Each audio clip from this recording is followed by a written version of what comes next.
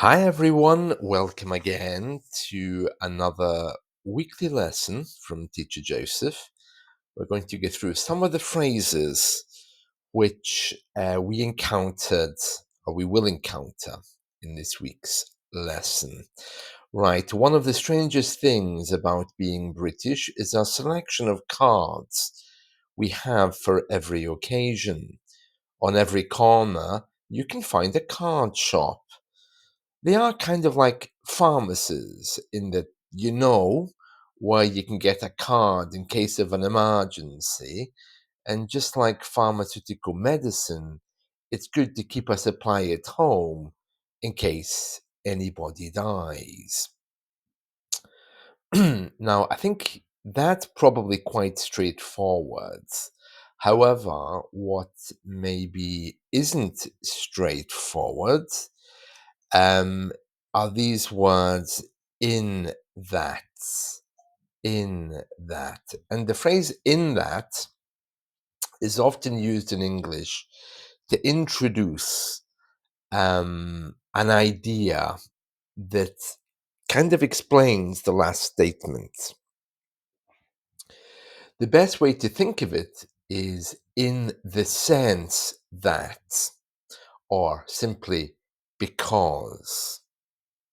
So, for example, Teacher Joseph is a great teacher in that he always makes his lessons engaging. Yeah. So you could say Teacher Joseph is a great teacher because he always makes his lessons engaging. Okay. Or Teacher Joseph is a great teacher in the sense that he always makes his lessons engaging. Now, there's another more elaborate informal use as well. Um, and for example, maybe it's better if I just give you an example. If I say, um, the new idea is amazing in that it challenges traditional uh, thinking. It's kind of the same. It's kind of saying because, but it's much more formal somehow because the subject is much more formal. We use it in the same way. It kind of means because also, but it's used in a slightly higher way. My point is that in general use, Teacher Joseph is a great teacher in that he always makes his lessons engaging. Is it a synonym of because? But in academic writing, we use in that instead of because to make it look more professional. Okay, I hope that makes it clearer. I think maybe I've confused you a little bit by talking about the academic use of it, but just think of it this way. Okay. Teacher Joseph is a great teacher in that he always makes his lessons engaging. It's very informal and fine. But informal writing, it would be a preferred way of writing and it can look very, very nice. Okay. Um, it is more formal in academic writing than because or as, but in everyday use, we also use it instead of because and as. There we are. Um, Hopefully that makes it just a little bit clearer. I hope it's one of those things which, when you encounter it in English, it can look a little bit strange. So that's in that. So it's good to keep a supply at home in case somebody dies. Yeah, as you get older, unfortunately, that's what happens. People die. Right. Cards take all forms: happy divorce, happy new life, sorry your pet died, in loving memory, and of course, happy Christmas. We love sending cards and then giving people space in case they need it after a life changing event. Yeah. So to give people space means not to call them, not to ask to meet with them. We just leave them alone.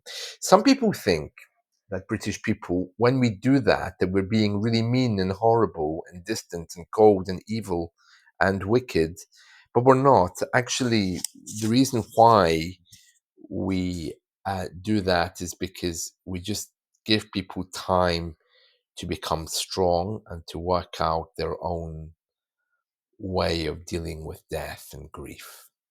So, for example, if you tell me that your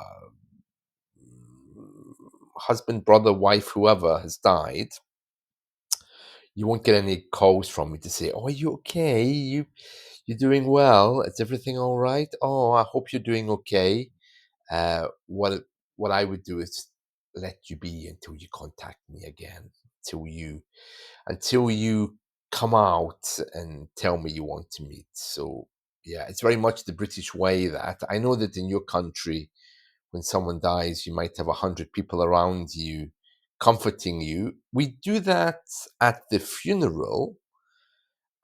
If it's relatives, we meet before the person is buried, of course, to make sure you're okay. But then there's a big, big space to say, okay, I'm just leaving you until you are okay with this, which is nice. The Christmas ones tend to be the most popular. To receive a Christmas card is a sign of friendship, shared views, and some kind of understanding. If you don't oblige by sending a return card after receiving one, you could land yourself in hot water. Okay, landing yourself in hot water means to be in trouble. If you're in hot water, you're in trouble. Oh, I've got a meeting with the boss later. I think I'm going to be in hot water.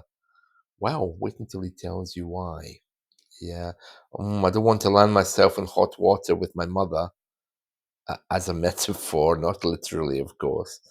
Yeah, so I'm in hot water. It means I'm struggling with something. And there we are. So lovely, lovely.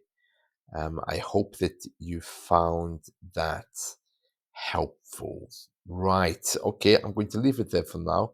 I think we're probably way over what time? How many? Oh, yeah, only up to 7 minutes. Good, good. Right, that's it from me. Have a lovely day. I'll be back tomorrow with more idioms. See you. Bye.